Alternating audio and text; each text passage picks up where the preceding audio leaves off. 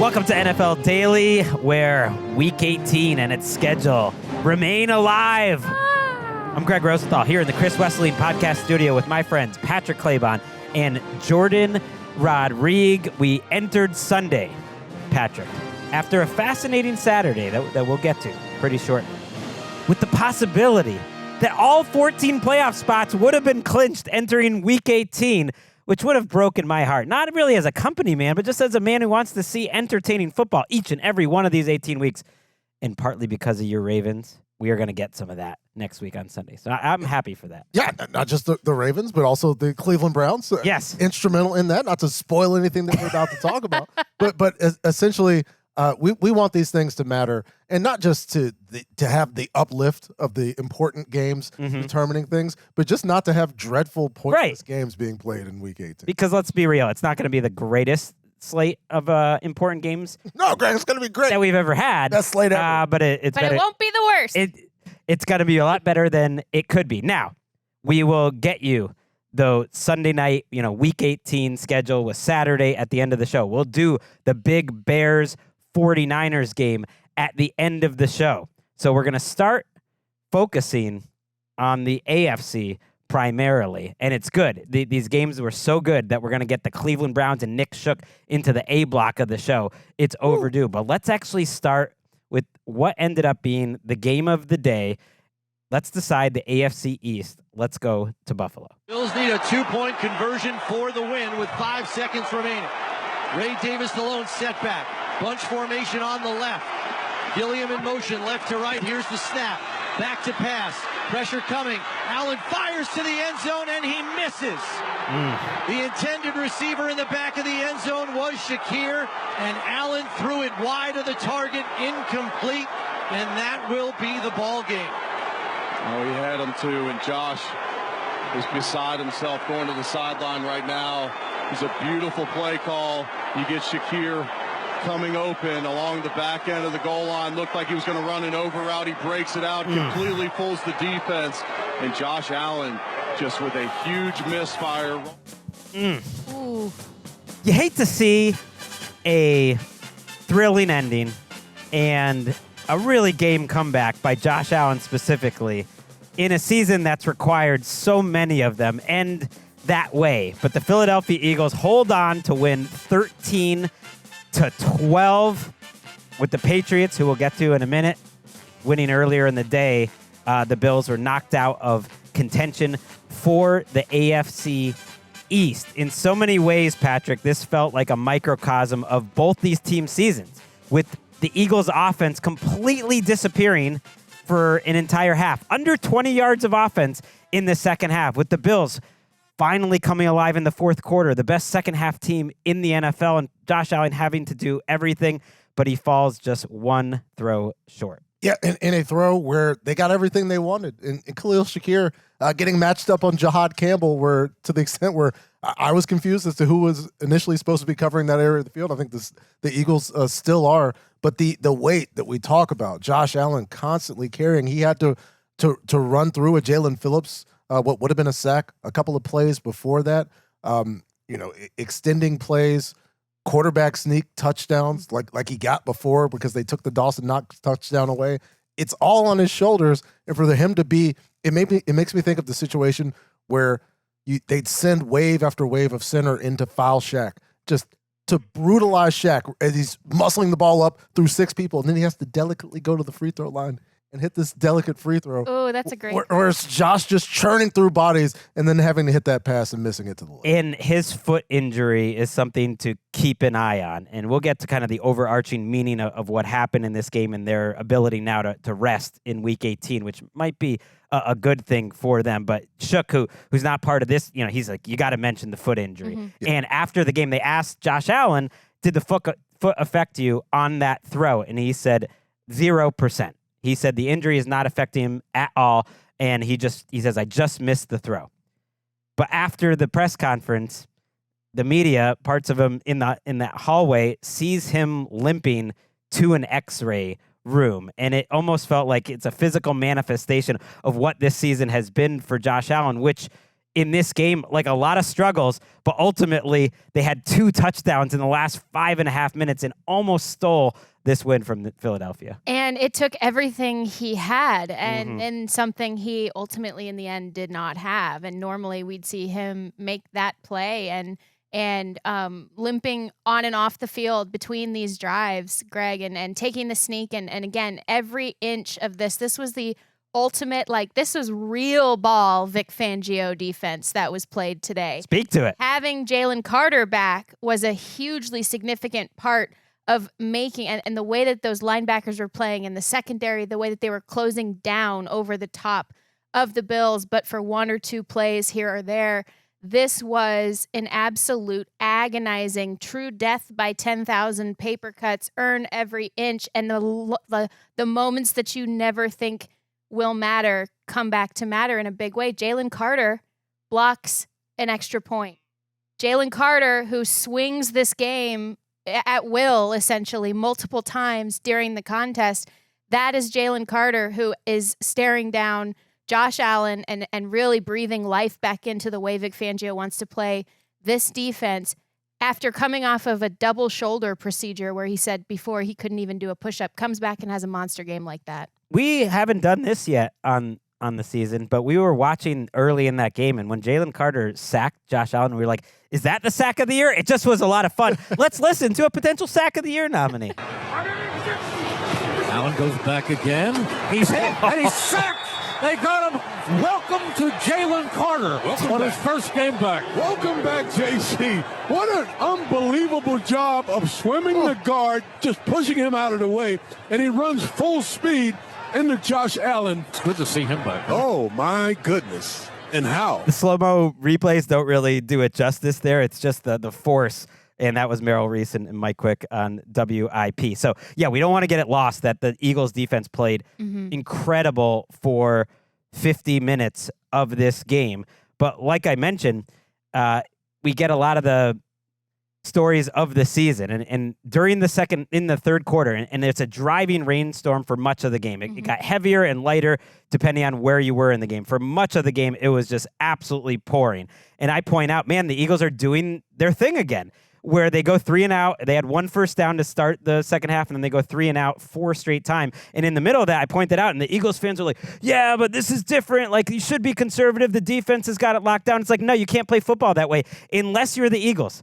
Shio Kapadia, the ringer, points out 4 times all season an NFL team has been held under 20 yards in the second half of the game. 2 of those 4 times are the Eagles. They won both of those games. So maybe that is their recipe. It's just so funny because in the first half, like, they're under center a ton, the highest rate that they've been at all season. I thought Saquon Barkley looked pretty good in the first half of this game, but then it went away. And I don't really feel too much differently about either of these teams by the end of it. But the last drive was incredible. There was the long throw to Brandon Cooks. We have to apologize to Brandon Cooks, Patrick. No, there's a couple plays in this game. I'll bat lead off. Thank you for bringing it up.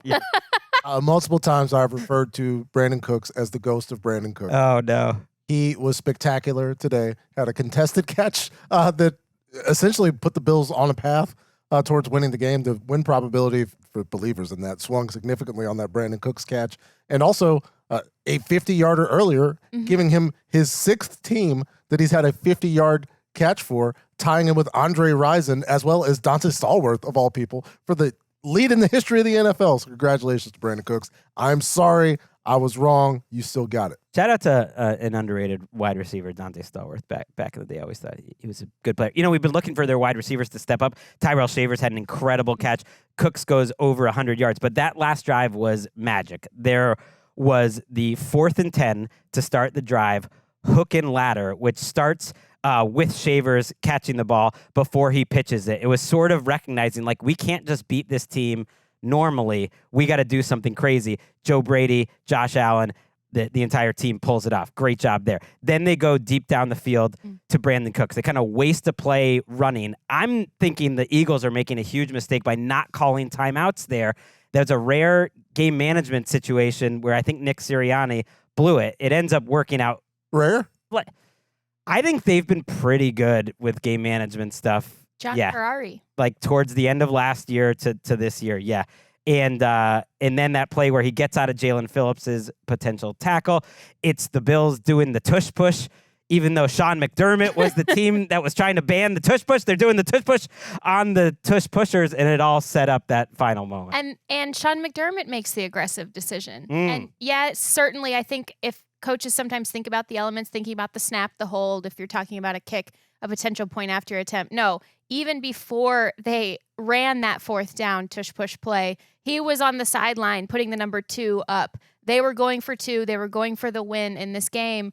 No matter what. And you have to think like it's again, giving everything, trying to take every single little moment, little margin that you can, coming up short in multiple ways, but really making it like such a dogfight at the end. And that's a lot of the ethos that Josh Allen brings to that team. I have a theory on that. Mm-hmm. They've played a lot of football. Josh Allen's limping out there. I think they're obviously trying to win the game.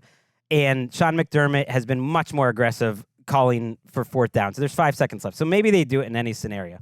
Maybe there's like a little part of them that recognizes the fact they were very unlikely. They already knew the Patriots had won to win the AFC West East next week anyways. They could have been playing to win the division, but ultimately they weren't likely to win the division anyways. They could have had to play some extra football tonight, on Sunday night, and they got a banged up team. Maybe just like, let's just go for the win now, and we don't want to play any extra football, not tonight. And in the end, it's got to be a theme throughout this show. These teams that lost and now have nothing to play for next week in terms of division slotting, it might be a good thing for them because I think the Bills might rest some people against the Jets. And maybe Mitch Trubisky can beat the Jets anyways if you're worried about getting that 5 seed. Mitch Trubisky and the Bills backup should beat the Jets. And I think it's a nice silver lining. I don't know that all that calculus was going on with regards, because the most important player to keep healthy is the giant quarterback who you just smashed into his teammates. But also maybe you don't want to play like extra this week. Maybe he wasn't thinking about it. I like the thought, Greg. I just don't think that conversation is happening in football buildings as of yet. Maybe you're the change. Okay, at least give me that they didn't necessarily want to play extra football today. And look, that offensive line, one last takeaway here was I thought how great this offensive line has been all season long. They got pushed around a little bit for a while in this game by the Eagles front four against a very good front four. So they've been a little banged up too on the offensive line. They will try to get healthy. And yes, like I mentioned, they knew that earlier in the day, the Patriots had taken care of business. What we're going to do on this show, we're going to go through division by division in these races. Since we essentially know who's going to the playoffs, let's go division by division. Let's go to MetLife Stadium. 3 to the right, including Henry, hand down the tight end. May with a play fake and a bootleg to the right. He throws it toward the end zone. The pass with a diving reception is made for a touchdown. Patriots with the grab for New England. That's the rookie, Efton Chisholm III. We're getting close to Week 18 when Efton Chisholm is broken out. The preseason darling of Jourdan Rodrigue's trip to Minnesota to watch some joint practices. Oh my God, you got to hear about this guy. You got to hear about this kid. This Efton Chisholm. He's got to have 106 catches. Well, they kept him on ice most of the year, but he joined because they had some injuries today before it even started, and he played throughout the game. The Patriots win 42-10. I thought Zolak would be in there. Oh, that's 5 touchdowns. You got to give Drake May his MVP. But, he's getting used to these wins here. That was Bob Sochi on WBX. 42-10. Yeah, like I mentioned, no Kayshon Boutte in this game. Mac Hollins was placed on injured reserve, which would mean he's out until at least the conference championship if they should make it that far. So that's a big late week injury that we didn't really know was particularly serious. But my God, did Drake May make it look easy. Thank you to the New York Jets. Anyone that was hoping that Drake May was going to win the MVP, because they went 6 drives, 6 touchdowns. He had the highest EPA per play of any quarterback in any game this year. The second highest was Trevor Lawrence 3 weeks ago against this same Jets team, which is now, Jourdan, been outscored in the last 4 weeks more than any Jets team in any 4-game stretch in the history of maybe the most woe-begotten franchise in the NFL. So it is really dark for Aaron Glenn, and Drake May sat out the final quarter and a half of this game. The Pastronaut entered the mix Yeah. at that point. And yes, I did like the little note that Next Gen Stats threw in there saying that Drake May now leads the NFL with plus 0.24 EPA per dropback, and 7 of the last 9 NFL MVPs have also led the league in that category. Just a little subtle marketing thrown in there by the great folks at Next Gen, perhaps leaning a certain way for the MVP pick look at that. as well. Conspiracy. Matthew Stafford still leads in touchdowns against the blitz, people. And maybe that stat will go over the last 2 years because it was Lamar leading in EPA per dropback. I thought Purdy had it too a couple years ago for most of the year. That's all beside the point. Here's the thing that is more impressive to me about May in this performance in particular. And yeah, if you're watching us on YouTube, you can see the throw that he makes to Stephon Diggs, who goes over 100 yards in this game. It's that he's pushing the ball down the field. And actually today, he had the second highest completion percentage over expected of any quarterback in any game this year, which would tell you that he's hitting tight windows. And I've been making this point, and I'm going to keep doing it. This receiver crew, especially Stephon Diggs, who's getting close to 1,000 yards, has made so many difficult grabs for Drake May, who's confident enough to put it in tight windows all season long. And that was the case today. Like Hunter Henry had a few very low percentage throws. Even though it was the Jets, it was kind of a highlight reel for May. It wasn't all easy, although I'll admit a lot of it was easy. It was kind of like, hey, this is what Drake May looks like with some protection for once. Yeah, 26% of Drake May's completions were touchdown passes on the day. 23 of his attempts, because he only had a couple of those incompletions where the Jets clearly weren't up to the task. But to your point, they've made a lot of those plays for Drake May down the field. Demario Douglas had one. We've seen Kayshon Boutte do it, Stephon Diggs, where you really have to respect the ability of this group to make plays at the catch point, and also the fact that Drake May puts the ball in positions where they can make those plays on it. And it's against this Jets team. It's clearly like this is the worst matchup for the Jets. I understand they get beat by a lot of people, but this particular they've team, given up. I mean, they are not competing on defense, and that is a big problem for Aaron Glenn. This was him after the game. Highly, highly disappointed on the way that we came out to allow this team to come out and score, I think, on the first 6 drives. Touchdowns first 6 drives. It's not good. Offensively, we were stagnant. And, man, I always talk about how we come out and we play with effort. Today was probably the one time I feel like our effort wasn't as good as I would want to be. And that's just me not BSing you guys, just being on this. I didn't think the effort was where it needed to be. That's huge because he is a player's coach, and he's gone back and forth at times in his press conference this year about back and forth with media, kind of sticking up for his guys, whether it's his coaches, or his players. Already parted ways with Steve Wilkes earlier this year. The defense is back under his control. It's obviously, for any play caller who's also the head coach, I don't care what side of the ball you're on, it is always for a first-year head coach a learning curve to do that and to set up the infrastructure around you in season for a sudden change at a personnel decision, like at a significant coordinator position, is difficult. I do think, though, if you are Jets ownership, which we know have been reactive in the past, you're watching this specific Patriots team that is on the rise and is pulling away and lapping you essentially in terms of the competitiveness and like basically taking hold of a space that already really has some a heavyweight in it with Josh Allen and like you're really falling behind. And so I think that's it's a dark moment. It's a cause for concern, I think. And I just hope everything works out. They preached that they would be patient when they brought those 2 first-year guys in, and Darren Muji and Aaron Glenn. Well, they also are reactive to what the media says, and this is the week that a lot of people are going to start wondering, like, should Aaron Glenn be back there or not? And he could look at the Jourdan Mayo season with the Jets as maybe false hope of, like, what you would want to do when you realize maybe it's not going to work out. Let's move on from this game to more interesting games on the day. Drake May, by the way, 2 incompletions on the day. One was a wide-open seam to Kyle Williams, seed, where he dropped it. So only one other incompletion on the day. And I've been tracking this all season. I know Patrick was excited about me tracking this. Do you know what Drake May did for the first time today as a pro?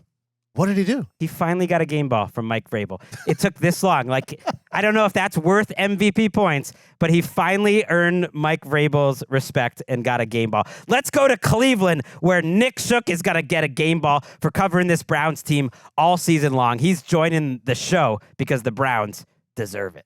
4th and goal. 7-yard line. No timeout. Browns up 13-6. Week 17. 21 ticks to go. Rodgers empty. Rodgers to throw. Fade. Right side. Incomplete. No flag. Denzel Ward on the coverage. Play your guitar, Pro Bowler. Browns 13-6. They're taking over on downs, and they can take a knee. Oh, I'm getting chills listening to Andrew Siciliano on WKRK. You think he's hemming and hawing after the incomplete? Oh, is there a flag or not? Is there? No, he's got it all locked up. He's talking about the Pro Bowl performance by Denzel Ward at the end of this game. Shook, I know you care about like draft picks a little bit, but it had to feel good to watch the Browns defense, which has been fantastic all year, stand up in the red zone and stop Aaron Rodgers on those 3 straight throws, all at one of your best players, Denzel Ward. Yeah, it had to feel good for Browns fans to watch that happen, given that they've seen their defense perform really well for most of this year and their offense craters, and then the defense runs out of gas. And for a stretch in that final drive, it looked like they were going to run out of gas. At one point, Myles Garrett is basically walking back to the line of scrimmage while the Steelers are in no huddle because you could tell he's tired. The whole group was tired, but then they stood tall in the goal-to-go situation, and it was 3 targets at Denzel Ward in a row, all to MVS. One on which MVS and Aaron Rodgers aren't on the same page. Ward almost picks that one off, and then 2 fades to MVS, which, of course, illustrates the fact that they missed DK Metcalf dearly in this game, but it also makes you wonder, Arthur Smith, what are you doing? Why are you dialing up fades to MVS with the game on the line?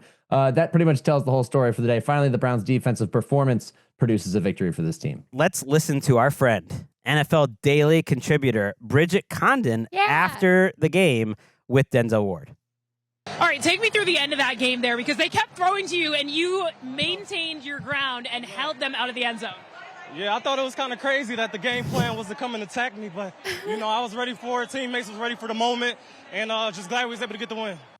Oh, I love that. Great get by Bridget. Great question. She seemed as amused as he was that they would try that strategy. We talked about it in the newsroom, you guys. And I'm curious, Nick, what you saw in those moments, because it was like, well, you got to factor in the ego of the quarterback too. I can do this. I'm the guy who is going to be able to make this work. And MVS is my guy, that he's got to go down with his guys.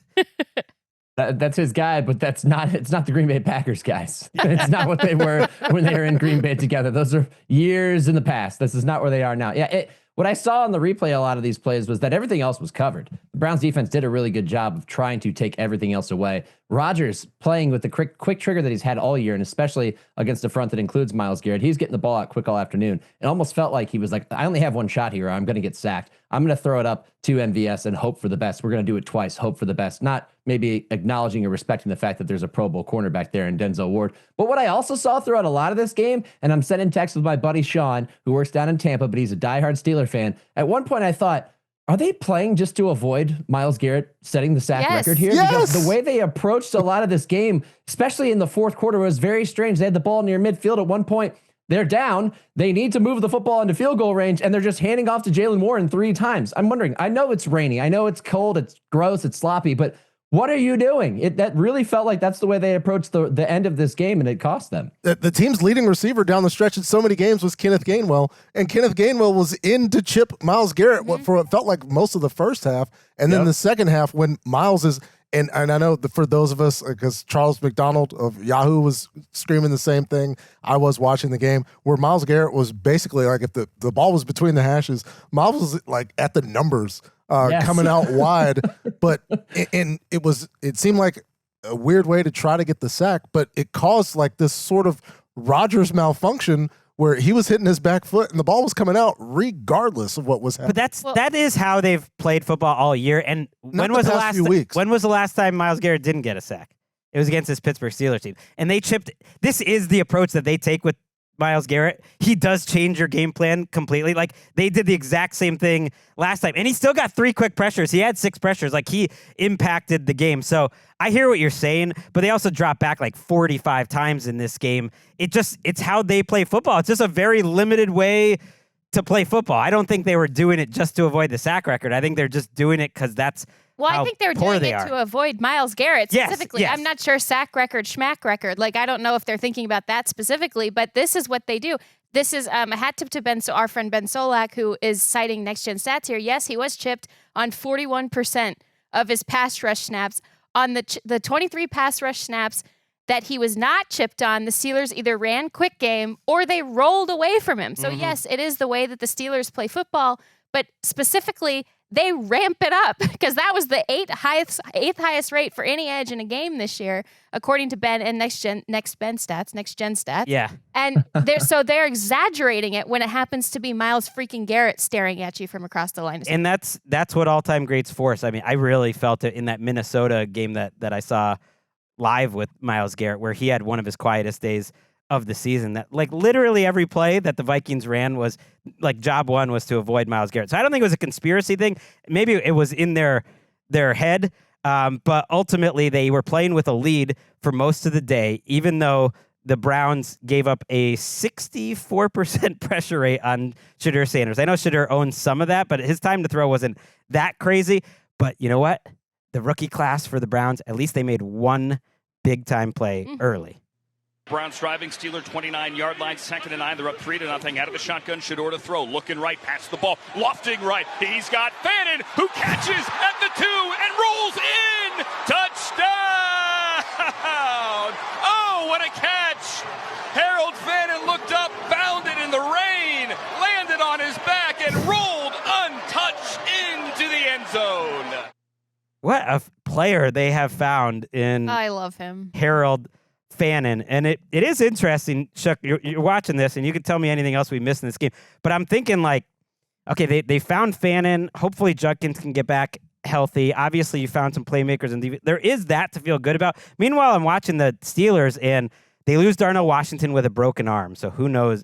I guess he's going to be out for the season. I haven't heard any announcement, but they did say it's a broken arm. That's huge. And Rodgers, who's going to be playing to try to keep the season going next week, is throwing the ball to Scotty Miller 7 times for 25 yards, 9 times to MVS for 21 yards, and Adam Thielen 5 times for 14 yards. I mean, that is a broke wide receiver group. So this is, I know they're 9-7, but like, you almost feel better about the Browns' future than I do about the Steelers' future if you just ignore all the defensive talent in Pittsburgh. I talked myself out of that in the middle of that sentence. Yeah, I think your argument fell apart. Okay, yes, it did. Sometimes you get too excited on the take hill, and you get over your skis. Sorry. I understand. Yeah, because the Browns receiving core, there's nothing really to write home about. But that sequence there on that touchdown pass to Harold Fannin, that was the best offensive sequence for the Browns for the day. Shadur made a great throw to Cedric Tillman, another receiver whose name nobody knows, but he makes one play every 6 weeks or so that reminds you that he's on the team. I mean, that's basically where the Browns are receiving wise. They're also a group of youngsters that are playing tough football. Harold Fannin hurt his groin on that play and still was able to get up and celebrate his touchdown catch. Carson Schwessinger is playing through an injury the entire game, ties for the team lead in tackles. So they do have something building there, but you're right about the Rodgers point. When he threw to receivers, he completed 8 of 21 passes. It was his lowest completion percentage when targeting receivers all year. He had a passer rating of 46.3 when targeting receivers. If they don't lean on their tight ends and they don't have DK out there, this passing game just isn't there, especially against a defense like the Browns. So it's going to be very interesting to see how they operate next week. And if they can get into the playoffs, how they go from there. Yeah, you talked all season about the importance Darnell Washington is to the run game. They were dominant in the second half the past few weeks, but no Darnell Washington. All that suddenly goes away. They struggle to protect, and it's rough that ultimately a Lions, not a rogue Lions fan because the team is cool with it, but it's eventually considering the results next week because DK was big in the game against the Baltimore. Yeah, it's a great point. I mean, what do they do without either of those guys? They could have really used DK Metcalf this week, and man, they had Patrick in the newsroom who wasn't on game day live early, and he's living and dying with this Browns team. It was something to see, and I gotta say, for the real deal Steelers fans out there, they all saw this one coming. Like Browns fans would say, like, what? Of course. But the Steelers fans were all expecting to lose this game because it was like Tomlin just locked in his winning record with the 9th win. You know, that's settled. It could be easy. We could kind of cruise to the playoffs. That's just not how the Mike Tomlin Steelers do things. They always lose to a bad team when you least expect it. And yes, it was the result on Saturday night that put so much pressure on them. Derrick Henry is back in the backfield in that power I formation. He'll get the carry on the toss. Gets around the corner. He's in the 20, 10, 5, touchdown, Derrick Henry. And with that run, he breaks the NFL record for the most games with 200 yards carrying. He surpasses O.J. Simpson and Adrian Peterson and becomes the first NFL running back to crest the 200-yard mark 7 times in his career.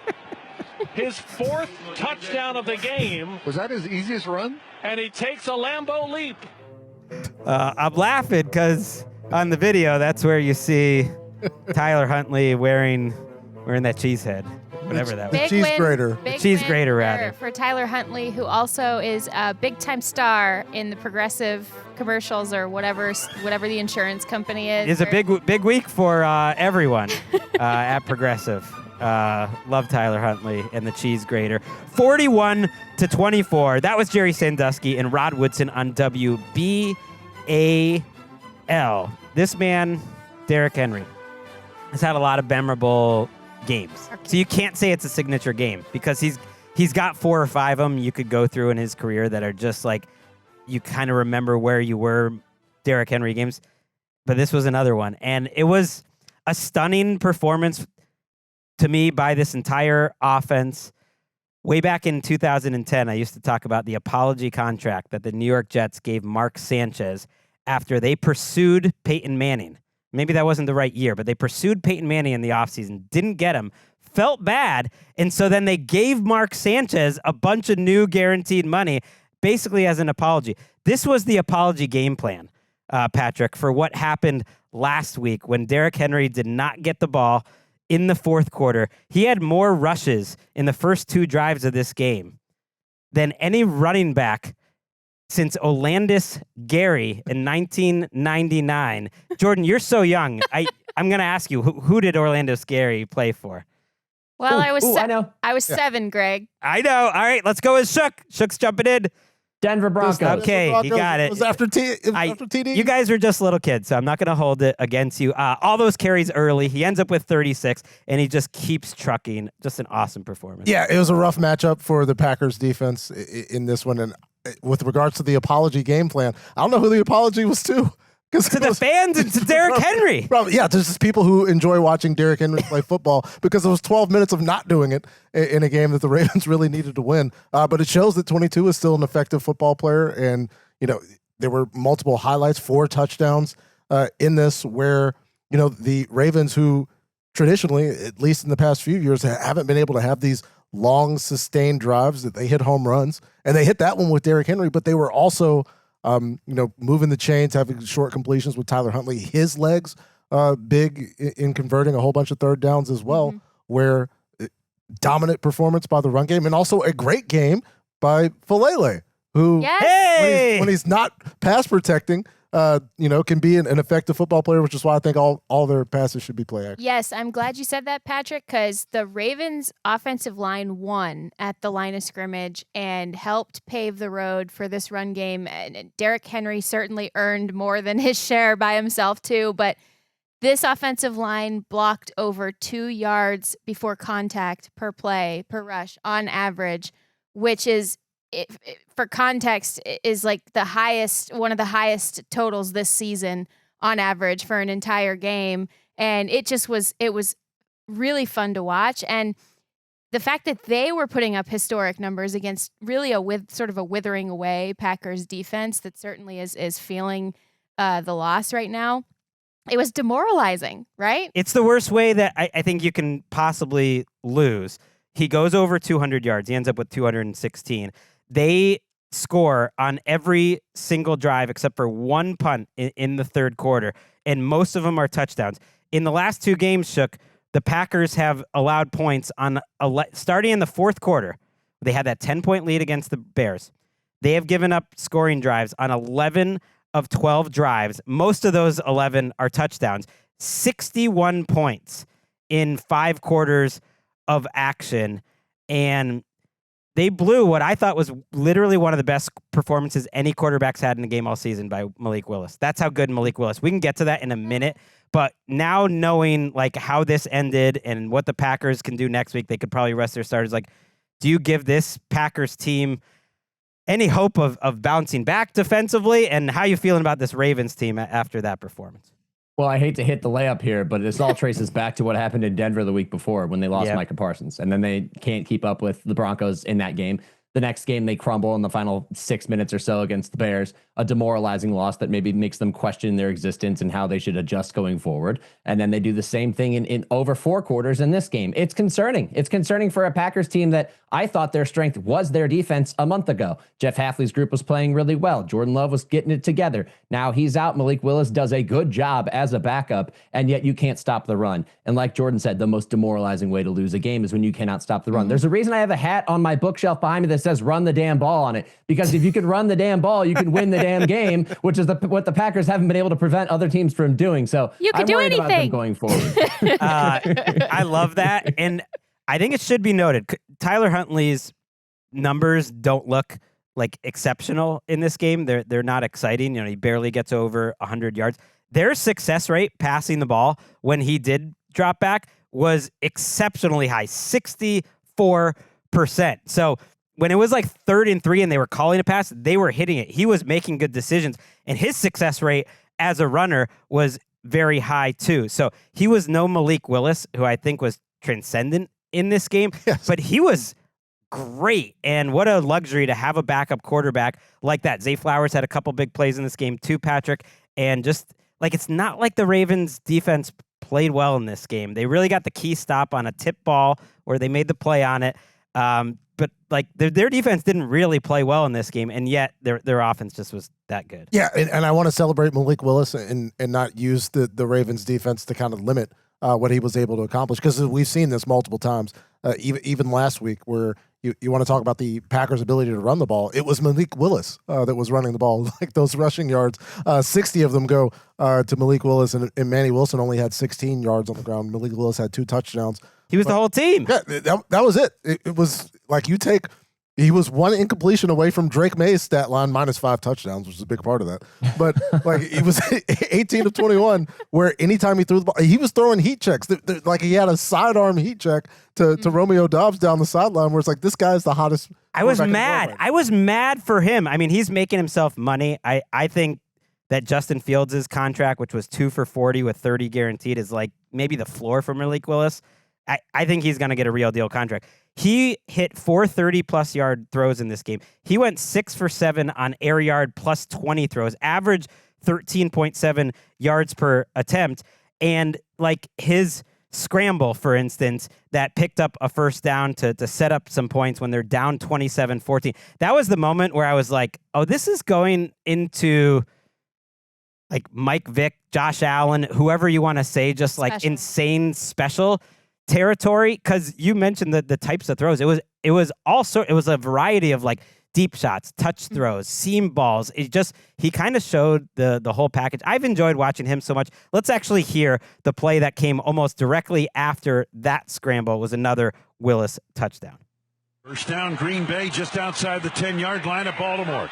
In the shotgun, here's the handoff to Brooks. Oh, fake the handoff to Brooks. Willis rolling right to the 5, to the pylon. He is in for the touchdown. Malik Willis doing it all. I just had fun watching this. He just makes good decisions, though. You mentioned all you guys both talked about the variety of throws that he made. Some of the touch that he put on the passes, too. It was really good decision-making as the type of throw that was needed for the scenario. Super impressive to watch him. So that's going to be the 3rd straight year that they finish as the 7th seed, the Packers. So that them adding that 7th seed has been very important for Matt LaFleur's career. And yeah, Willis gets banged up at one point, and Clayton Tune comes in briefly and throws an interception that wasn't his fault. That was on a tip pass on a third down, and that ends up being the difference. I just wanted to throw that in there, Shook, because it was like the margin for error for the Ravens was so thin. They kind of had to keep scoring every single drive to stay ahead, and they did. And I'm excited about your AFC North next week.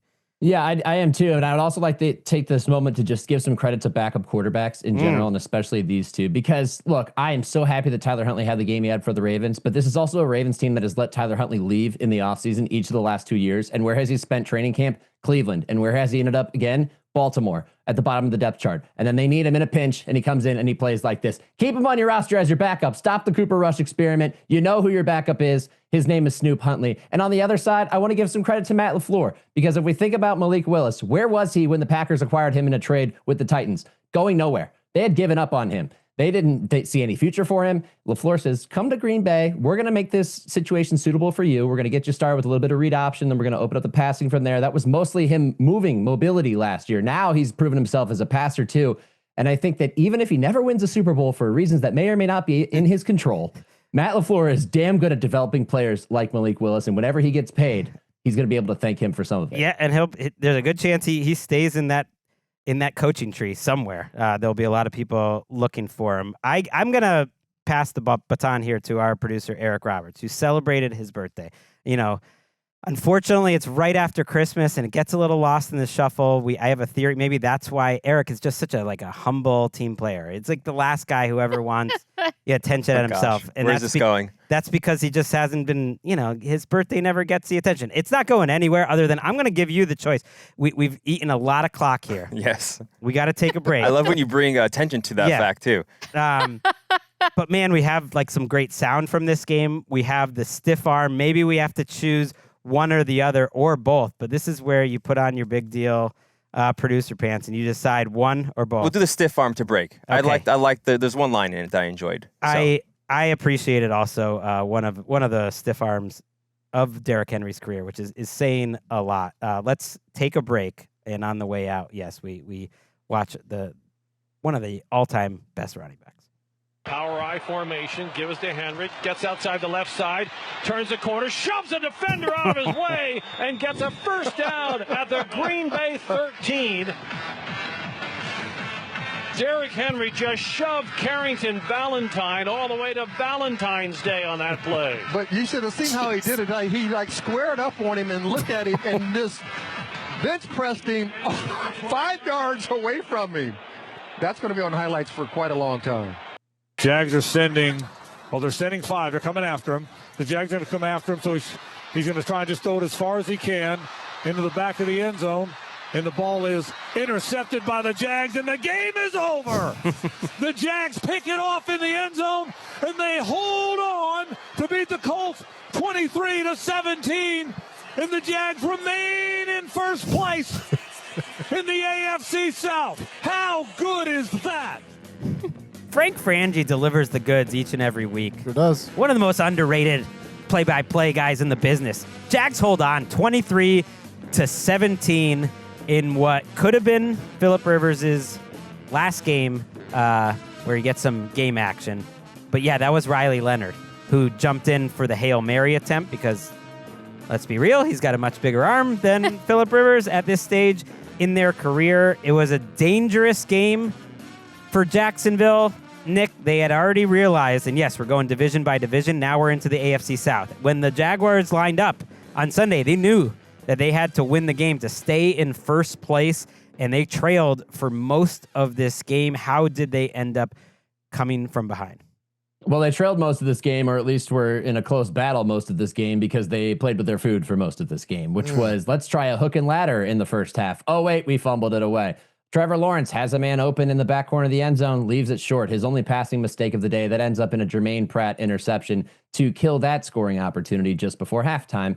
And it just kind of continued from there. Early fourth quarter, it's a tie game. They could take the lead on a field goal. They go for it on 4th and 1. Trevor Lawrence gets stopped on a sneak turnover on downs. But eventually, they made enough plays that the superior team typically will make in these games because it is a 4-quarter sport.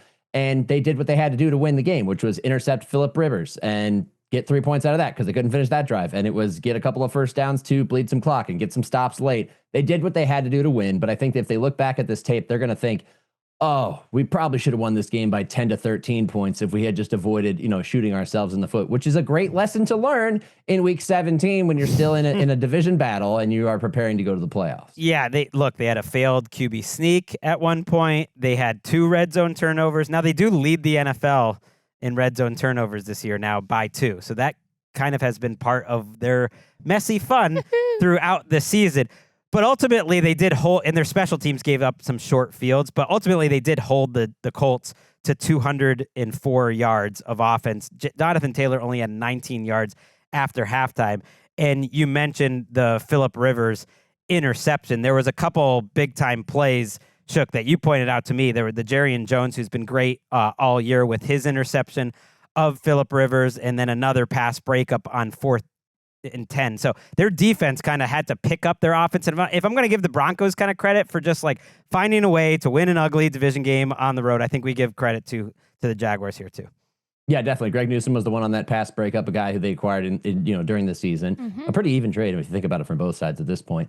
And yeah, their defense stepped up. And this is what they're going to have to do against better opponents. They also took advantage of, unfortunately, and I'm not trying to bash Phillip Rivers, but he is 44 years old. They took advantage of the fact that he doesn't have the arm strength to push the ball down the field. There was an opportunity for them to score a touchdown on the Colts in this game, and he fires to Alec Pierce down the sideline. Now, the play we're watching, if you're watching on YouTube, is the Jerrion Jones interception, which was huge. And by the way, shout out to Josh Downs for making an ankle tackle that essentially saved what would have been a pick six and would have ended this game. Instead, he trips him up, and the Jaguars only get 3 out of this. But again, it's a Rivers ball that's deflected, and it's an easy interception. Earlier in this game, that's when Rivers had Pierce running down the sideline. He had absolutely toasted Buster Brown, but he throws it up there, and it's like a balloon in the air. It just hangs up there, and it's well short of where a typical NFL quarterback in his 20s or even 30s would throw the ball, which was to the end zone, where Alec Pierce would have won the race to the end zone. Instead, he leaves it up there. Buster Brown is closing the gap. He breaks it up. It's just that's kind of, indicative of the Colts' shortcomings with a 44-year-old quarterback who point guard passes his way down the field.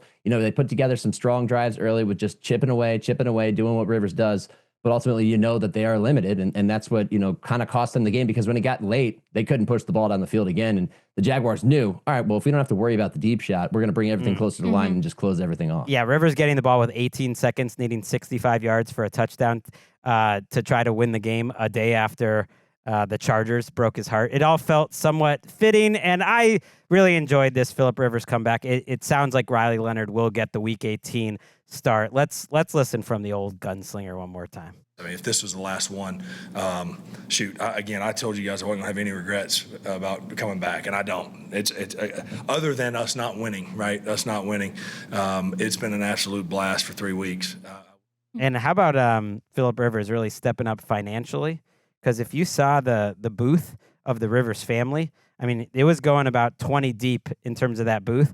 But then there was another booth of his entire high school team in attendance. They're no longer watching the game back at home. They're on Christmas break, and there was a whole high school team. It's like, Phillip Rivers making memories and not ultimately threatening the Jaguars here in the end.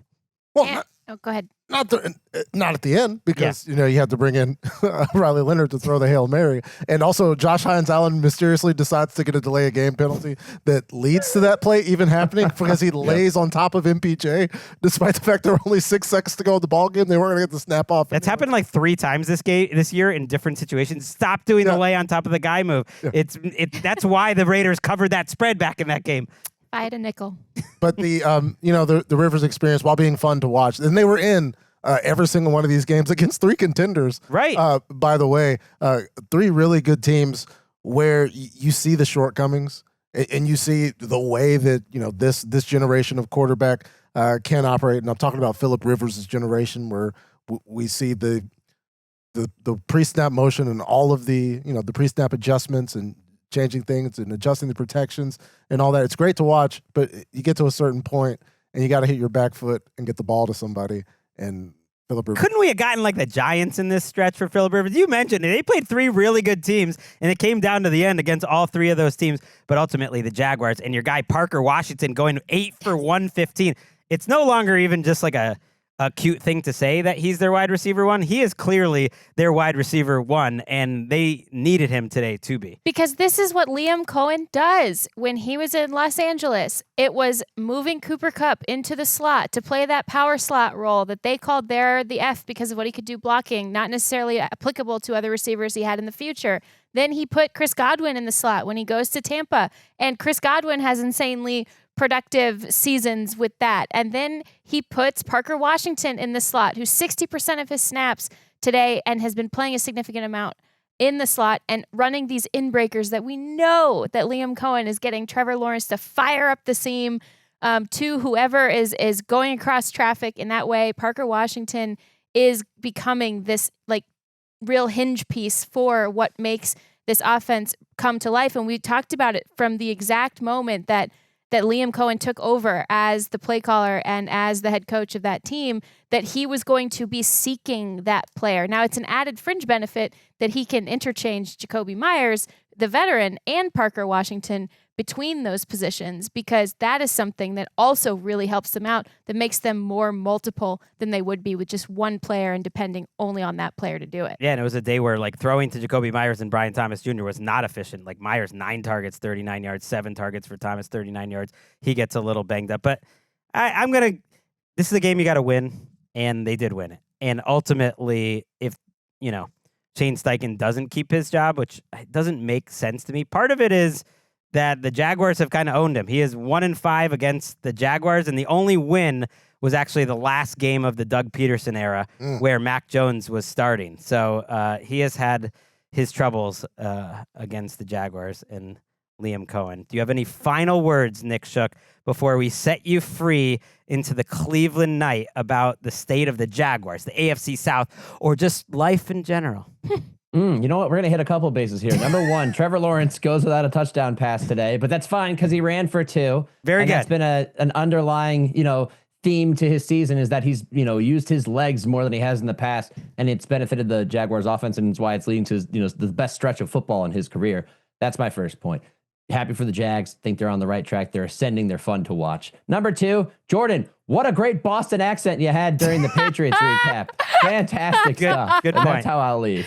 Thank you, Shookie. Thank you, Nick. We love you, and we'll be back with you on Sunday Night Football later in this show. Get this guy in the A block more often. Yeah, we got to clean that up. Head body. Should have quit while you were ahead. Let's go to the Texans, who tried to when they got a big lead early in Los Angeles. 1st and 10 Texans from the Charger 43. Clock moving, 9:25 to go first quarter, 7-0 Houston. Stroud gets the shotgun snap, he's back to pass, sets his feet, looking, going deep down the field, got a man open, that's caught by Knoll, into the end zone, touchdown Texans. Another deep ball, another wide open receiver. Jalen Knoll hauls it in, a 43-yard touchdown, and the Texans have a 13-0 lead. At that point on Saturday afternoon, I was wondering if they were going to put up 40 burger on the Chargers, who had only given up 2 touchdowns over 20 air yards all season long, gave up 2 in the first quarter of this game. The Texans defense then takes over, holds down the Chargers just enough to win 20-16. Again, that was Saturday afternoon. That clinched the playoff spot for the Texans. It knocked the Colts out of the playoffs, so the Colts, knew entering Sunday that they had no chance. And yes, the Chargers let Phillip Rivers down once again. What a great performance by the Texans' entire team, because the defense kept the Chargers down. And then in the fourth quarter, the offense, who started out well, did go on a couple 4-minute drives to kind of put the Chargers away. Yeah, this was, they knew they had to start fast with shot plays such as these. They, to my understanding, hoped that they would get this specific look that the Chargers would show against them early. The Texans have been really struggling to put together explosive plays consistently. As we know, the Chargers have been one of the best teams in football in capping the explosive play, but there is a vulnerability when especially these very slight in-breakers. The first one to Jaden Higgins was very long, starting on the perimeter and curving slightly inward, and really taking advantage of A, just one player in coverage and then that coverage busting. And then B, the other route by Jalen Knoll was a shorter version of what that was, and it curved in more dramatically from the opposite side. So after that, Jesse Minter and the Chargers, they adjusted, and this was fun to see in person live, the All-22 of him making these changes because they had to. They made the back end of the defense much cloudier. They rotated a little bit more of those coverages, and then they clouded up the middle of the field specifically. And then they also started sending different blitzes, different types of blitzes, especially including ones that sent larger body defenders such as Khalil Mack into coverage to take the cap over on some of the outlet plays that C.J. Stroud probably should have taken if they were available to him against such pressure while sending DBs. And this was what really stalled out C.J. Stroud and that offense to the middle of the game.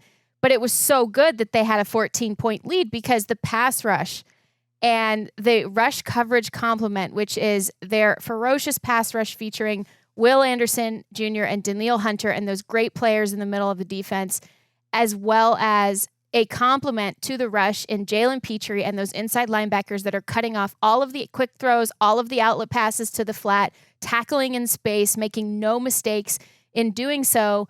This was the ultimate A-plus plan to force a team to pass the ball a lot in the Chargers and then to pin their ears back and suffocate on the other side. It was a masterful performance by this Texans defense. It was just a great game, and I hated like the underlying takes of like I don't know about either of these teams now watching them because the offenses are ultimately underwhelming. And I was like, yeah, this is what it looks like when two great defenses play against two offenses with some real problems.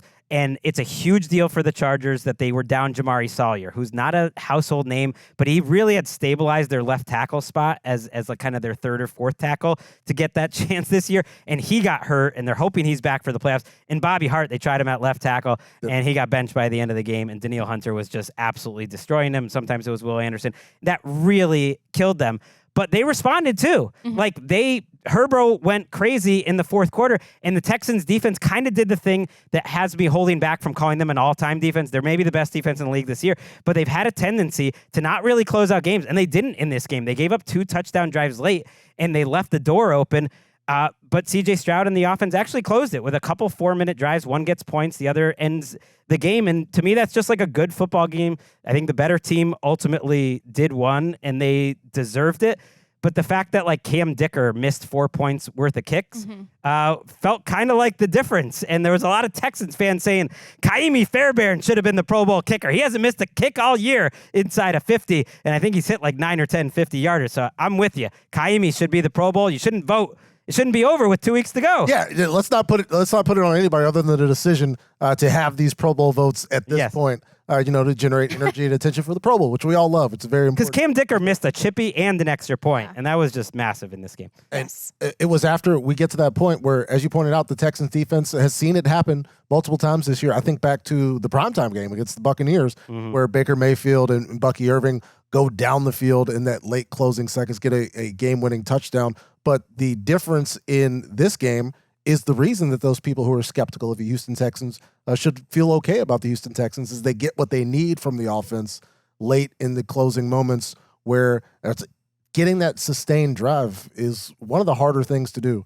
in the league when the other team is going up and down the field and Herbo starts to hit those shots. They get Omari and Hampton on a couple of plays where he's getting run after the catch, and it's like, oh, here come the Chargers. No, the Texans are able to go constrictor mode, which is why they got some help. Normal. They got some help from a lucky call, but I think Texans fans were absolutely right to point out that there was a very similar legal contact call that helped extend the Chargers' touchdown drive, the drive previous. And yeah, like it was maybe a shaky call, but it's just so boring to me, everyone that complains or talks about these bang calls that are not even obvious. When rewatching that, they brought on the broadcast that the rules analysts thought it was the right call. Like you could have seen it either way, and so just shut up about the calls. There's a lot of other plays. Well, if we're gonna highlight big plays in games and say that this moment was conclusive, then I think it is worth discussing. Not from a standpoint of they hate us, right? But like calls can be impactful. Yeah, it absolutely can. I guess my expectations are always so much lower because like players mess up literally every play, and they're the best in the world. The coaches mess up all game long, and they're the best in the world. And the refs are going to mess up, and those are like bang. But we're trying to see the other two. Yes. We're not trying to see the fair. the latter part. Well, there were plenty of self-inflicted mistakes for both of these teams as well, and particularly, those early, again, you cannot let this Texans defense that is built to play with a lead regardless of what the offense does, you can't let them get a 2-touchdown lead like that. Absolutely not. And it happened immediately. Those were back-to-back opening possessions. The first touchdown was the third play of the game on 3rd and 1. But C.J. Stroud on the Texans offense, which only had a 39% success rate through the entirety of the game, they had 8 third-down plays. They were not efficient, even though the box score shows that the running backs did okay and went over 100 yards combined. They were not efficient ahead of the downs. On 8 third-down plays, they needed 4 or more yards to gain. And he was throwing on a lot of third downs where if you're setting up the call sequencing, then maybe you think about the 2 calls in tandem with each other, less so you are always throwing and having to throw on third down, because the Chargers really started bringing it with the pass rush. He was kept relatively clean, but he rushed a couple of throws, and there was some pressure that really got to him, including he had a sure touchdown isolation. Woody Marks, the running back, against Odafe Owe on the perimeter, but it was a trap because they covered up his underneath outlet throw that would have converted with Khalil Mack, of all people, and sent pressure from the opposite side by 2 skill defenders. And so that's where they were really and he baiting him to take the perimeter shot, and he took it, and it was not on target. And so that plus his 2 interceptions, but then also the Chargers missing the kick in the kicking game, like you said, but then also Orlando Godson with the tipped ball off of his hands. It was a walk-in touchdown. He had Azeez Al-Shaair beat.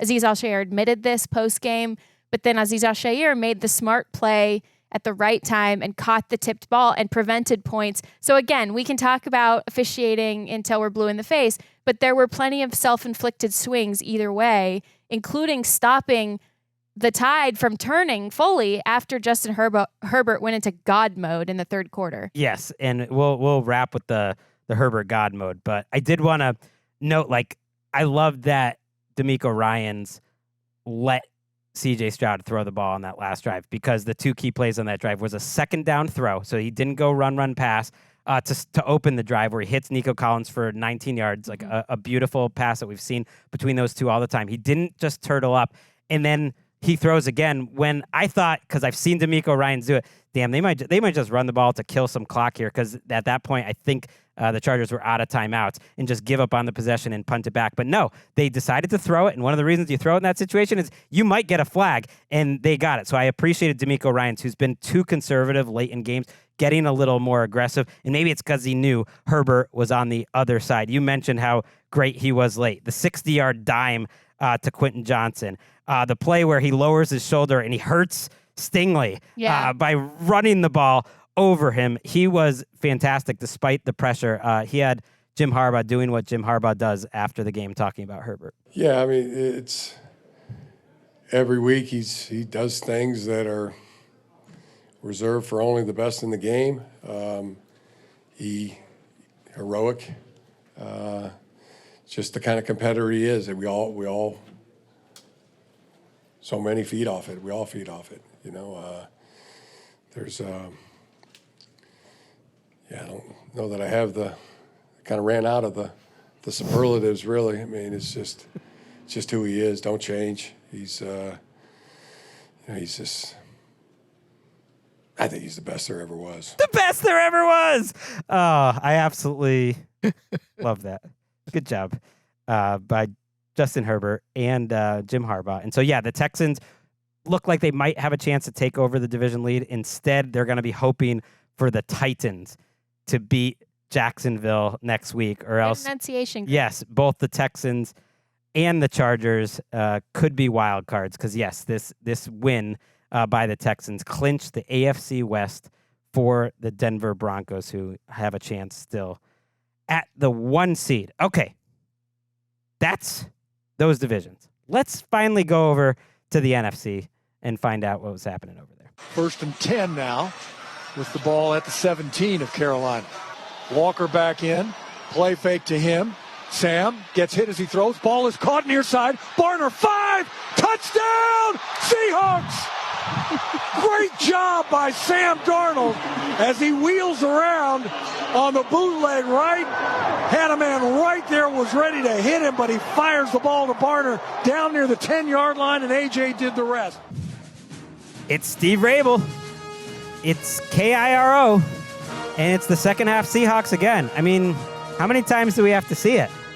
Sam Darnold and the offense, they don't really do much in the first half of the game, and Seahawks fans are all worried on social media. And then the defense just keeps strangling the opposing offense during the second half of that game. Maybe they give the offense a couple short fields. That happened in this game. And ultimately, the Seahawks kind of walk away and win this game. They outscore the Panthers 24-3 in the second half of this game. They win 27-10. And it's Julian Love and it's DeMarcus Lawrence, I think, with the key turnovers in the second half, which really turned this game around. A part of making those explosive turnovers and also the just sustained excellence by the Seahawks defense, and also a part of their offense where I had wondered coming into the game, season-long trends, not just recently because the Seahawks have run the ball well recently. Season-long, would they be able to run the ball against the defense that could not stop them? And Zach Charbonnet was over 100 yards on not that many carries, I believe 17 carries. And also Kenneth Walker had 51 yards, much to the chagrin of your write this down, 3 yards short. Shout out to the Game Day View listeners who know what we're talking about. Yes. Prop ideas that we have to go for. Deep cut in Gregg lore, which you guys should be delved into. But, Charbonnet going for over 100. They got 163 on the ground. And we saw where there was a 3rd and 15 in the first half that ultimately led to a Jason Myers field goal, some of the first points for the Seahawks, where they just kind of run a give-up draw to Zach Charbonnet, and he goes for 22. And that's the kind of defense that the Panthers have had on the ground. And not to say that the offense didn't have chances, because you mentioned the second half points. Late in this game, they go on a drive to start the fourth quarter. Bryce Young has a touchdown run, cuts it to 10. Then the defense gets back on the field. There's a 3rd and 21 on an absolute give-up play where Darnold looks for JSN. J.C. Horn, for some reason, reaches inside of his face mask, pokes him in the eye. They get the first down. Darnold goes to hit JSN for 2 more long plays on that drive. They score another touchdown, and the Panthers are just playing way from behind out. Yeah, at that point, that was such a key point. It's a 7-point game at that point. Yes. It's that close, and they actually tried to give up on the drive, but they got to delay a game, and so the play didn't count. And they were just going to get like a run into the line of scrimmage. Then they run the next play 5 yards back, and they get that 15-yard penalty. And I thought that was huge. They get a field goal there and walk away. But ultimately, like if you look at the stats, I actually do think it tells you the story. Like the Panthers ran the ball a little better success rate today than they have lately. They actually went over 50%. Like they had some successful runs. And Sam Darnold struggled. He could have had more than his one turnover, certainly, but they had some passing. The difference was just that the Seahawks had no passing game. They had 1.5 yards per pass play. The Panthers, you mean? The Panthers, sorry. The Panthers had 1.5 yards per pass play. Bryce Young ends up with 54 yards.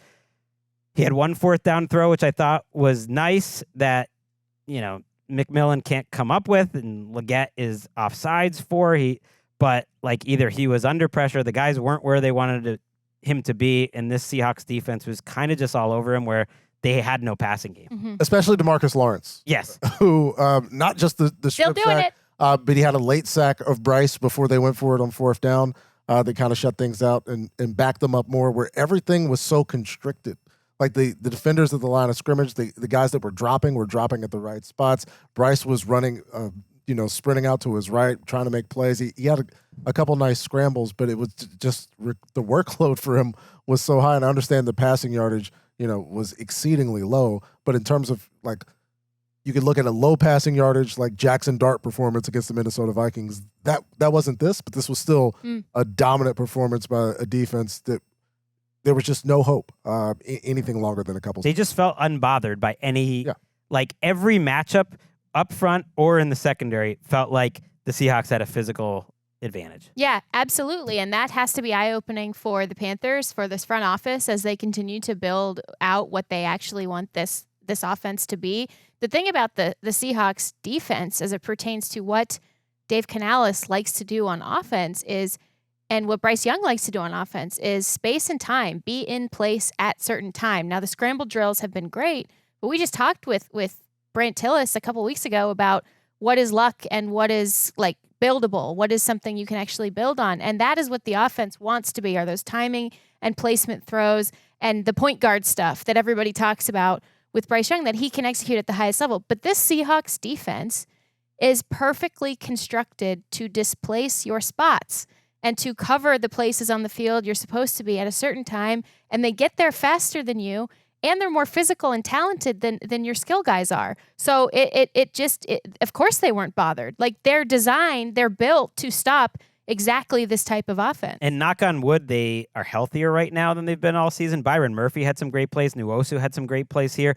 They've been healthy most of the year, but Julian Love was the best player in their secondary today. He had the interception of Bryce Young, but also made a couple other big plays. And you mentioned Lawrence with the sack. We thought he had a touchdown for a second, but the sack where he forces the fumble and he picks the ball up, you can do it all type of performance from maybe the best free agent signing of the entire offseason, unless it was Sam Darnold. Now, Sam, at this point, it's a trend that they just haven't been the same offense, the same passing game, and this is the way I think they're going to have to win games. But it's really unique. They are the worst team in the NFL on 3rd and long, 3rd and 7+, lowest percentage in the league. So they have the second most turnovers in the league this season. And the other top 10 teams with the most turnovers are not in playoff position. Like, that shows how hard it is to have that many turnovers and be that good. And yet they're overcoming it because the rest of the team really is that good. They did lose Rashid Shaheed pretty early in this game to a concussion. And so that's a concern with the matchup against the 49ers coming next week. Big game. Big game. So they took care of business. Carolina loses, and Carolina had a chance. They were not scoreboard watching, though, Patrick. What did you think about Dave Canales' move to allow the out-of-town scoreboard at Carolina except for the Bucs result? It seems weird to do, and I wonder what's the point of investing time and energy in this in 2025 when we all have access to things on our smartphones. Everybody in there knew the score. Well, everyone in the crowd certainly knew it. Yes. I don't know about the players. Maybe they check it at halftime. But maybe they would have tried harder, Patrick, if they knew that the Buccaneers were blowing it in Miami, because the Panthers could have won the division on Sunday.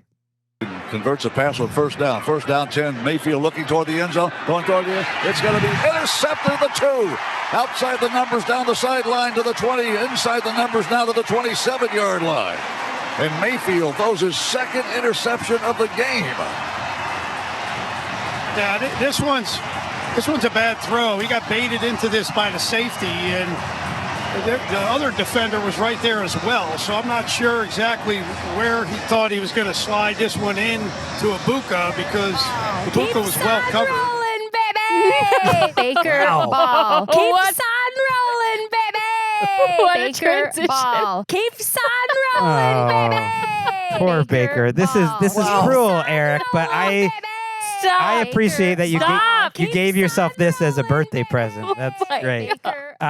Dolphins win 20-17. That was Jourdan Rodrigue on Not the slow fade. an NFL Daily back in October. It was also a sad Gene Deckerhoff, which I was not expecting on WFUS. Dolphins hold on to win 2017. Baker with a couple of interceptions. He was not their only issue today, but he is part of what's been a problem for about 10 games here for the Buccaneers. Baker Mayfield threw 2 interceptions. He also lost a fumble. And the Tampa Bay Buccaneers continued their impressive streak of some of the more depressing losses you will ever watch this season. The Bucs have now lost 7 of their last 8 games after a 6-2 start.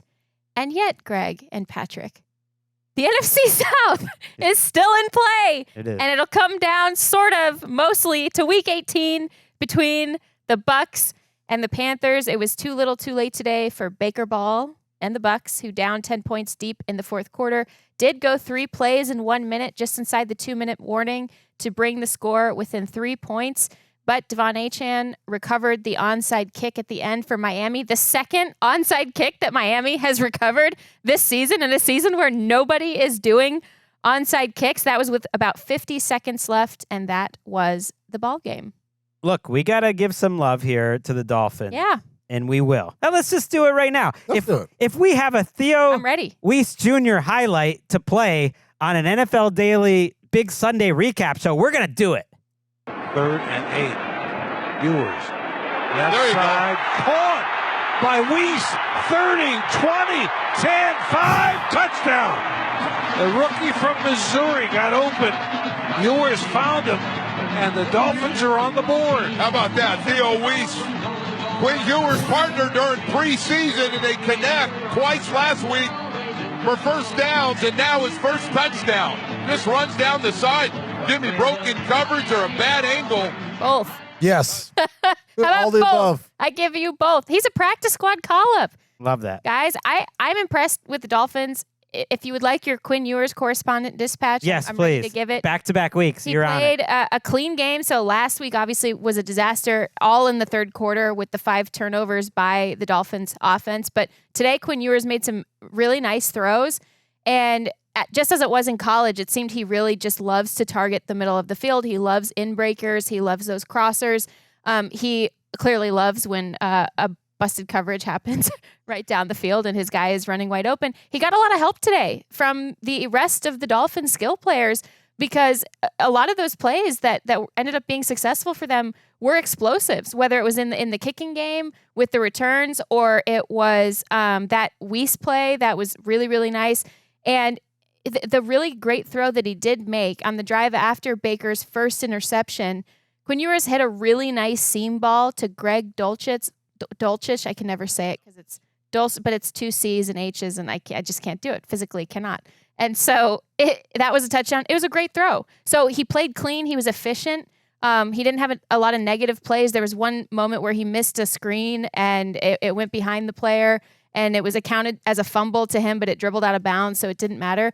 Quinn Ewers is playing really solid backup quarterback football, and he'll be a good backup, I think, for the next couple of years. And years from now, as Patrick and I are manifesting, he'll eventually be signed by a Shanahan tree coach who needs a bridge quarterback and to remind people that he can scheme guys up. I mean, who knows? He might be a bridge quarterback next year. Yeah, he's gonna an opportunity. I always leave room. We always sort of assume like these late round picks aren't going to improve extraordinarily. Maybe he will. You know, he's a 7th round pick. They're 2 good rookie performances, but obviously very disappointing by the Buccaneers, by the defense, by everything. And I know you think Baker's not 100%, but I believe he's way less than 100%. I mean, there's some shots of him on the sideline, Patrick. Like, yes, yeah, he his looked, left shoulder. He But a lot of haunted. it's but the problem I have, and I get that he is not 100%. And he goes over 300 yards in this game. Is that it's the decisions that kill him? I think it's rare where I say like, oh, he didn't have enough on that, or like he made a mistake. It's usually the stuff that we've kind of been seeing from Baker since he's been in the NFL, which is an up and down player, and a lot of it is because he's either not seeing the field or trying to do too much. But maybe I'm being too hard on him. Well, I think the best example today was the Jason Marshall interception, where Baker has a clean pocket, steps into the throw, and we've seen Baker Mayfield throw the ball out of the back of the end zone before, like from the other 40-yard line, and he's about 4 yards short on that throw. Where I'm just, and because I'm the last person in the world to do body language analysis, but the shots of Baker looking near death on the sideline, where like he's. It's more than a shoulder to me. I'm not reporting anything obviously, but my theory, because it's like half of his body doesn't work really, like it, and he looks like he is just hurting. I'm not saying that's like, oh, he's playing through the pain and that's why the Bucs are losing. No, they have problems everywhere. Tristan Wirfs wasn't out there today either. They're not getting enough from their skill guys that they normally would. The linebackers are a problem. The running game was a problem today. Everything. It's everything. But it's also the fact that the quarterback is like only half working. and a risk-taking quarterback who's taken these chances for a long time. And yeah, things can go the other way. But mentally, when you're out there and operating, I don't think there's time to think, oh, I can't hit that at this moment right now.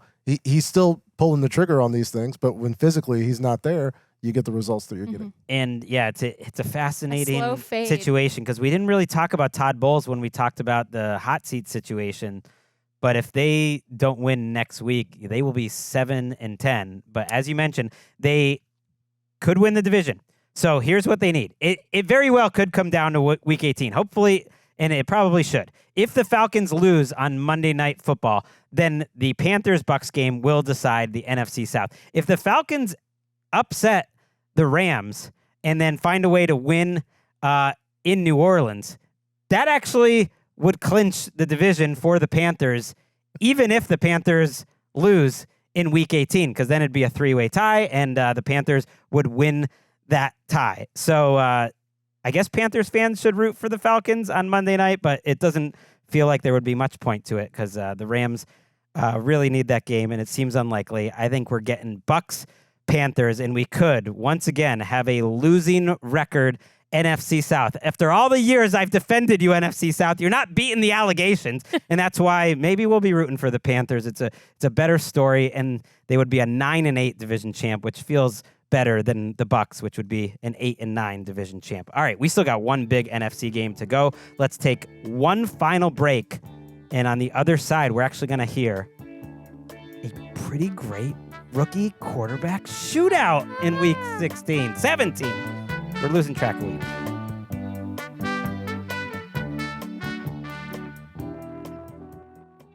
Call. Pass to Juwan Johnson. Handoff. Audric Estime bounces to the outside. Escapes once. Still on his feet. Estime. 20. 15. Audric Estime. No flags. Takes it in from 32 yards out. And Audric Estime gets his touchdown for the Saints. His first as a New Orleans Saints. Holy cow. That bounced to the outside, but still had to break 2 tackles. Mike Haas on WWL.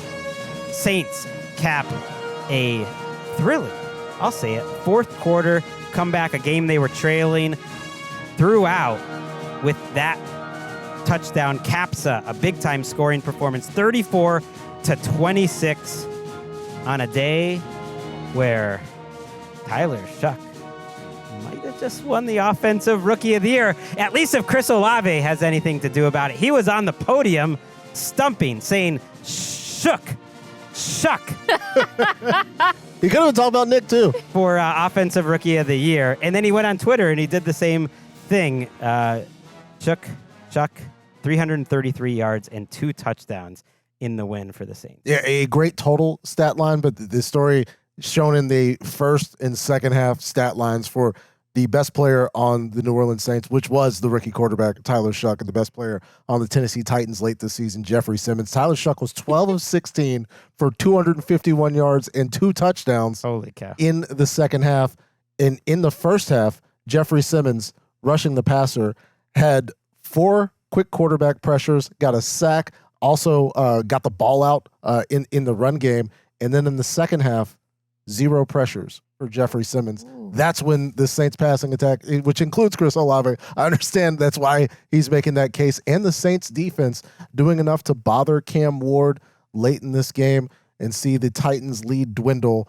And yeah, this is a scrappy Saints team that has 6 wins now, Greg. It is outrageous. They can, I think, get to second place in the division. Isn't that crazy? They can pass the Bucks and they'd pass the Falcons as well. It is outrageous, and yet it was their defense that helped to turn this game around. The sack, fumble, and return by Chase Young was one of the most athletic plays by a defensive player all season, and Mickey Loomis, who's in the locker room peacocking a little bit lately, should be proud of that Chase Young contract. I wasn't sure about it. Why and the money. Chase Young's played really well for them this year and is settling into kind of a Jadeveon Clowney-like, I think, really solid career where he's had some injuries early, but very productive power rusher. And yes, the Saints fans, I think, are going to be pretty obnoxious all offseason if they finish this season on a 5-game winning streak. And why not? Yeah, they found their quarterback.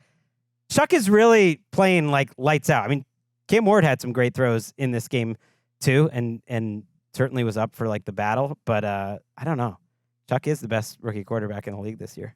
I think this better situation. Yeah, the situation, the play callers and coaches a little bit different, but when Tyler Shough is needed to make a play, and there was some Taysoming in this game. There was a fourth and one.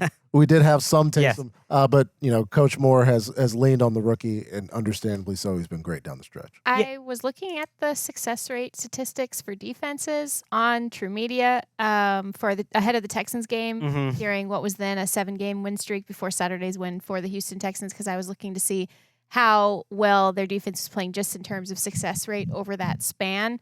I was surprised to see the Texans at number 2 during that span. Can you guys guess which team was number 1? The New Orleans Saints. 10 through 16. It was the Brandon Staley, who I promised you guys, especially Greg, I was not going to honk about all season. I'm honking now. The Staley Sons is the winner. Back, specifically as a defensive coordinator right now. But the Staley Sons is back, and I think that it is fun to watch these guys all grow up and get better together. They have some really good young players. They have some veterans who have bought into the system. We heard about it when we went and visited them at training camp. Now we're actually seeing it. It is a great story for them. And Cam Jourdan had a $600,000 sack today. Hell yeah. Hit an incentive to get up to 9.5 for the season. Great win by the Saints. And yeah, Shough is one of the biggest stories down the stretch in the entire NFL. They found their guy. You know who else has their guy? Who? The Cincinnati Bengals. Cody Ford lines up as a wide receiver outside the numerals at about 350 pounds. Burrow throws. Cody Ford catches. He's down to the 15, the 10, the 5. He gets tackled around the 3-yard line. Almost a big man TD for the all-time highlight reel as Burrow threw it to Cody Ford. And the woolly mammoth began running down the near sideline. I love it, woolly mammoth.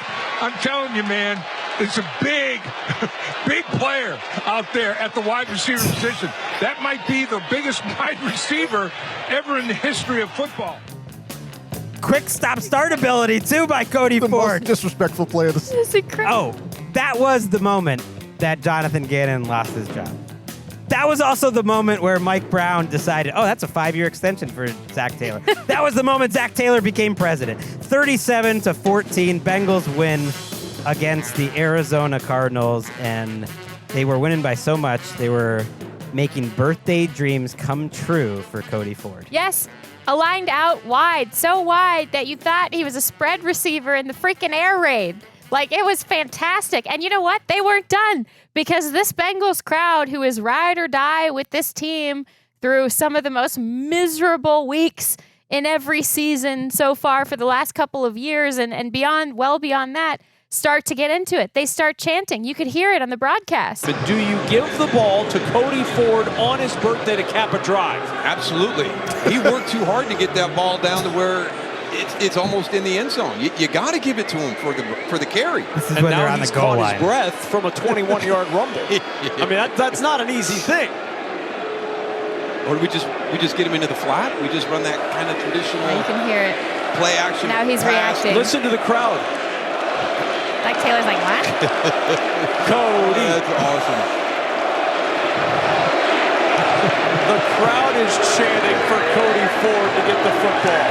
So here's what they do next. They put him at freaking fullback, and they use him as a split blocker, and they run a failed goal line attempt. They score a play later.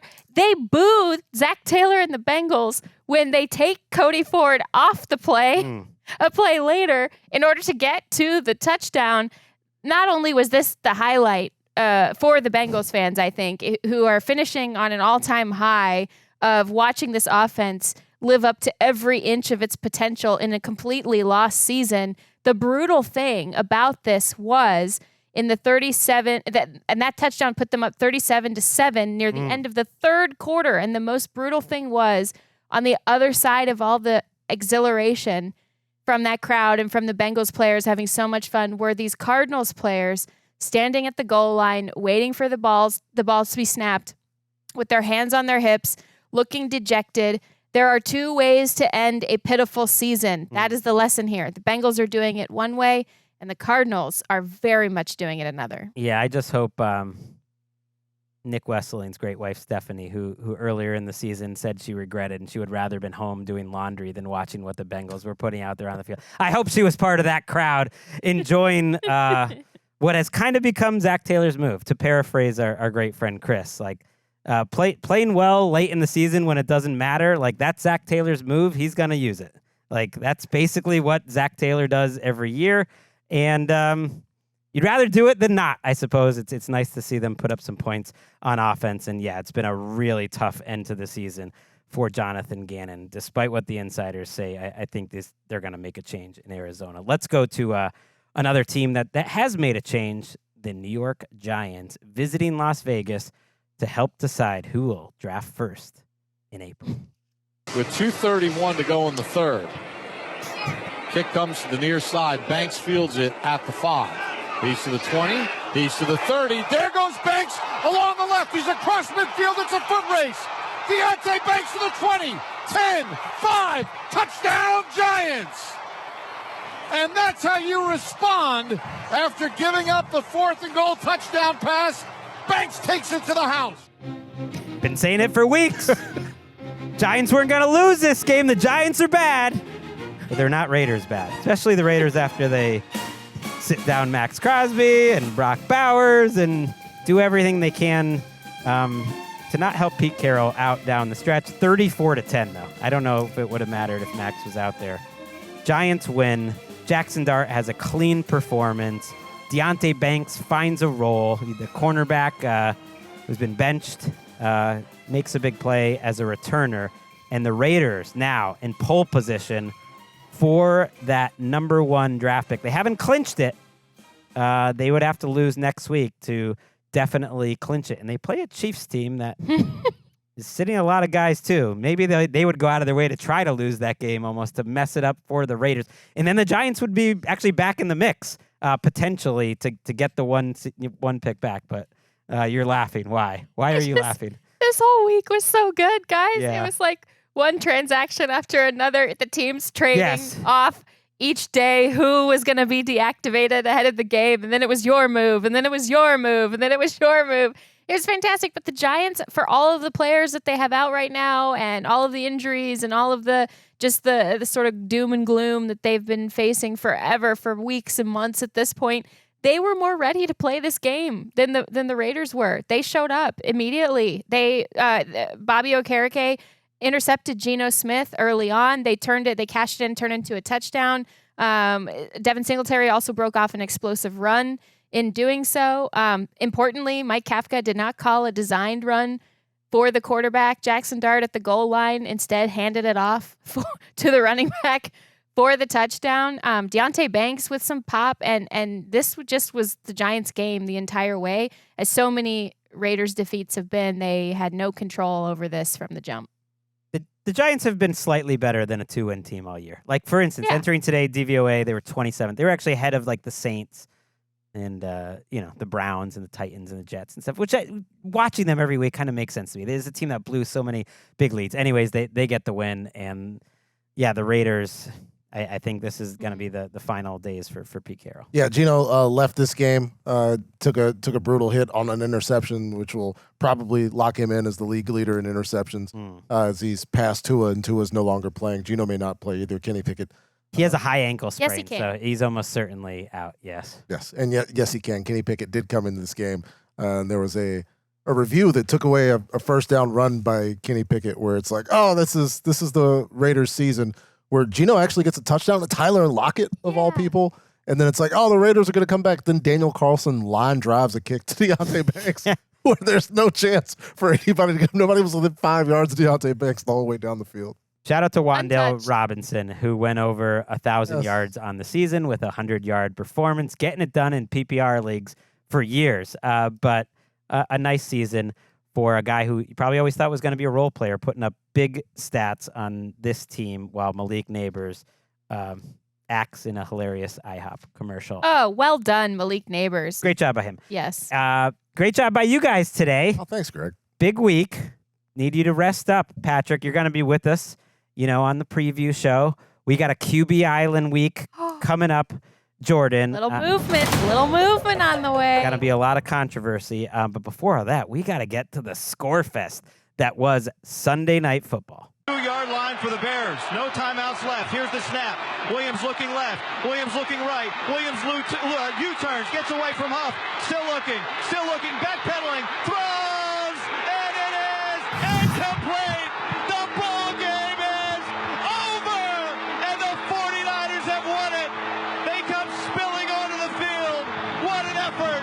What an effort by this 49ers defense. On one of the best offensive showings of the entire season by two quarterbacks, it was a defensive play that ended it. Caleb Williams jacking up that time to throw number at the very last second, comes up short. 49ers hold on to win 42-38.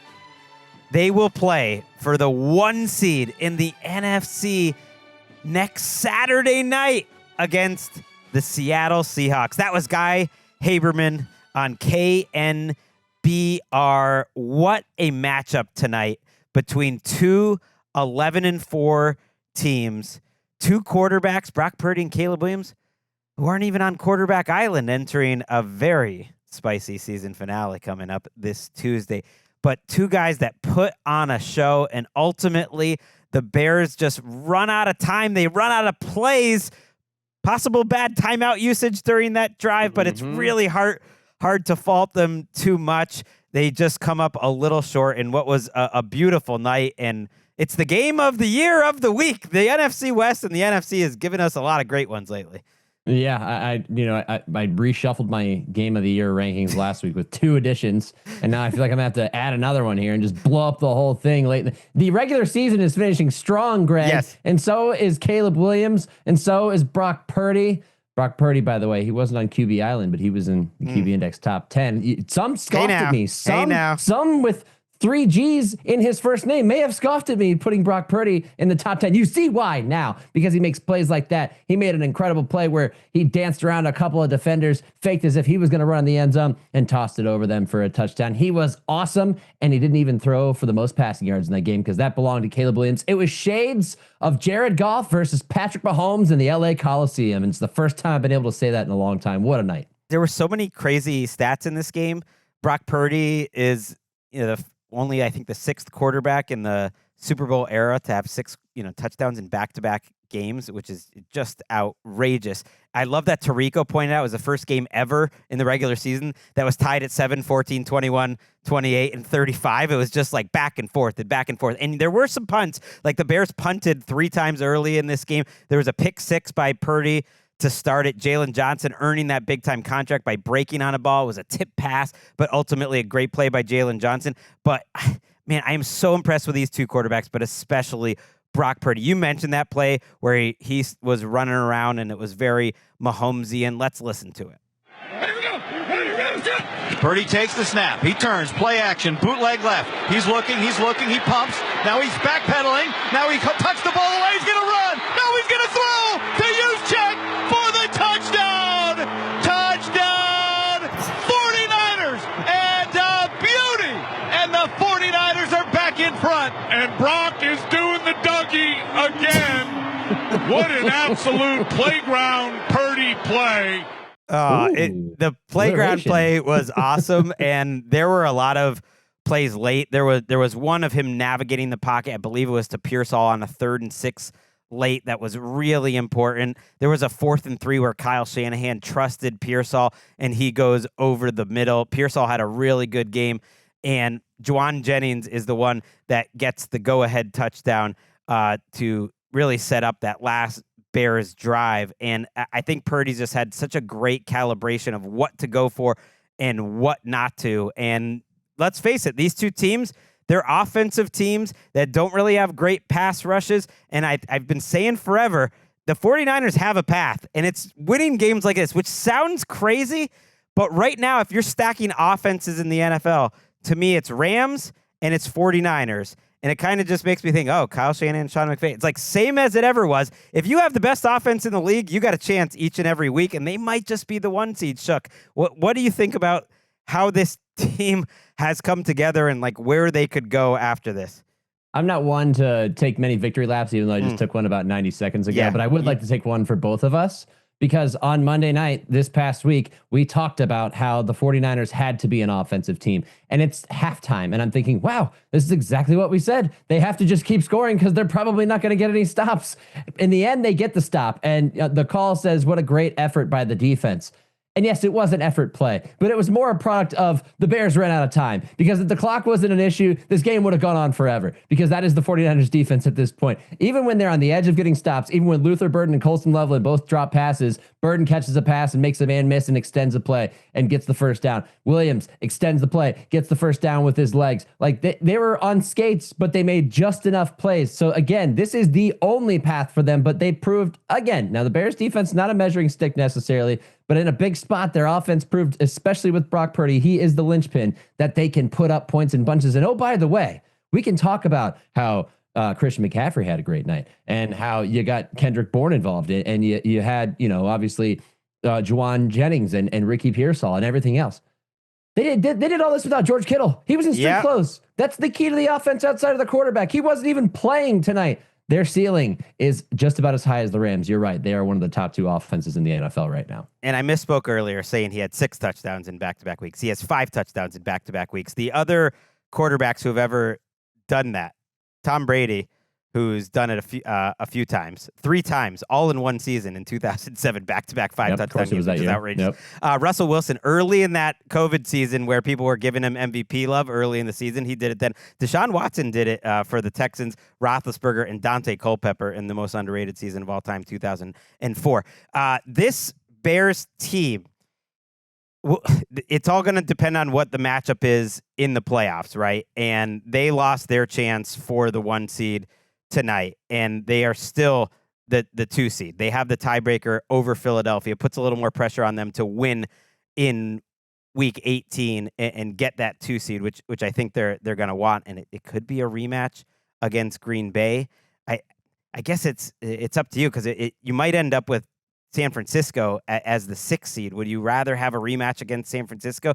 Who knows? That's getting too far ahead of it. I know Caleb Williams missed a couple throws on Sunday, and Chris Collinsworth got to him where he's running around, and that's why his completion percentage is lower. But my God, he had some pretty throws. So let's at least listen to one. I feel like we need to have some balance in terms of the highlights. Let's listen to one of the seeds he had for a touchdown. San Francisco, first down. Shotgun snap. Oh, yeah. Back to throw Caleb. Late pressure. Lobs it into the end zone. Over the shoulder catch. Luther Burden. What a beauty. A special throw by Caleb. And a terrific run by Burden. Back of the end zone. 35 yards.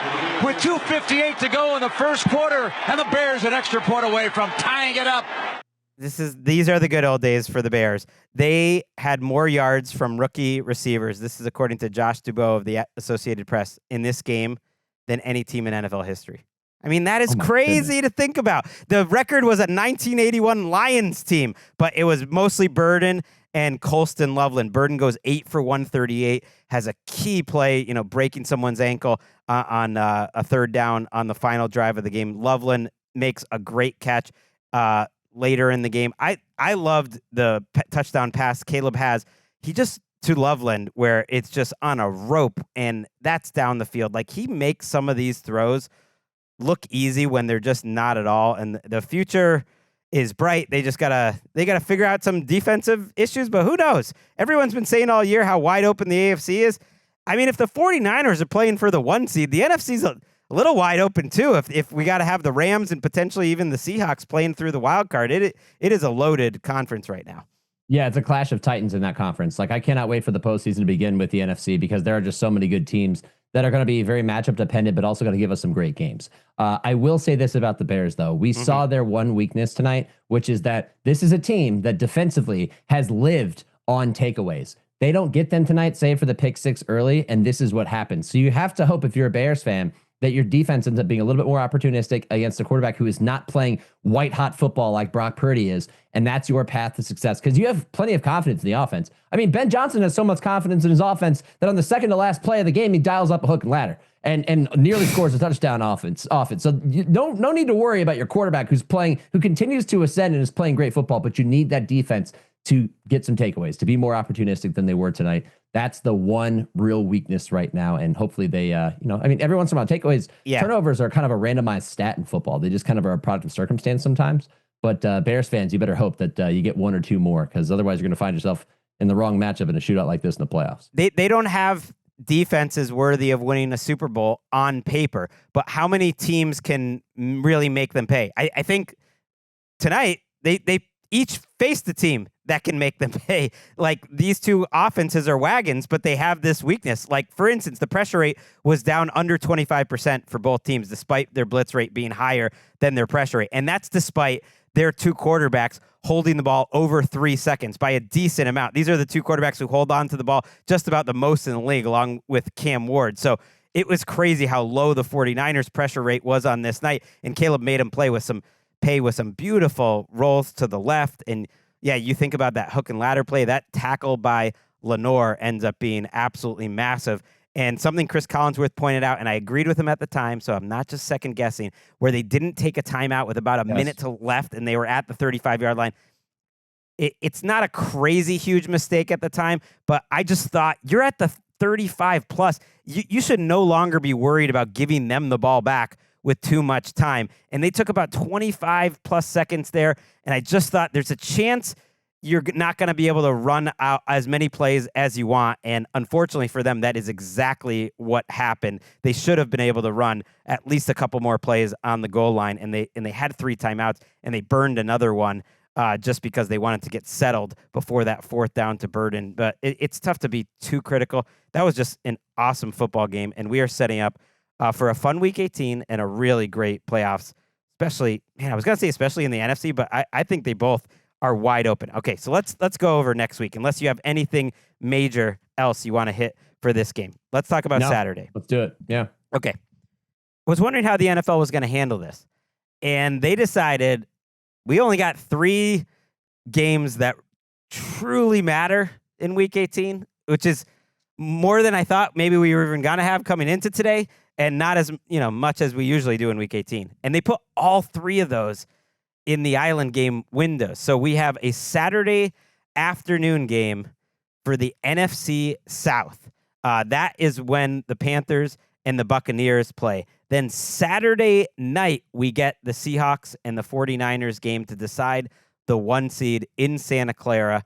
That is just an awesome Saturday slate. And then, of course, when we saw it at the beginning of the season, maybe I didn't think it would be for the division, just flat out. One team's in, one team's out of the playoffs. I thought the Ravens would be in better shape, but it does make sense to me that the Steelers are playing for a playoff spot against the Ravens on Sunday Night Football. It was pre-written in the stars, Shooky. I would imagine that even if there were multiple winner wins the division and gets in the playoffs and the other one goes home, it would still be Ravens Steelers on Sunday night. I had a buddy who's a Bucs fan text me, so are the Bucs and Panthers going to get flexed to Sunday night? No way. Let me think. Hierarchy of these important games. No, you're going to be the first one on the calendar, and that's exactly what they did. But it's a good weekend of football on the professional side. I mean, 2 bangers on Saturday night. There's going to be a reason for everybody to tune in, and then we get the best one of all, a classic rivalry in the AFC North between the Ravens and Steelers to decide who wins that division. That, well, this year it embodied mid, but mid is still fun sometimes. And you know what we're doing for the very first time, Shook? We're going live next Sunday night at the end of Ravens Steelers game. We've never gone live on YouTube from the studio or on Sunday night. You'll be breaking down that game with us too.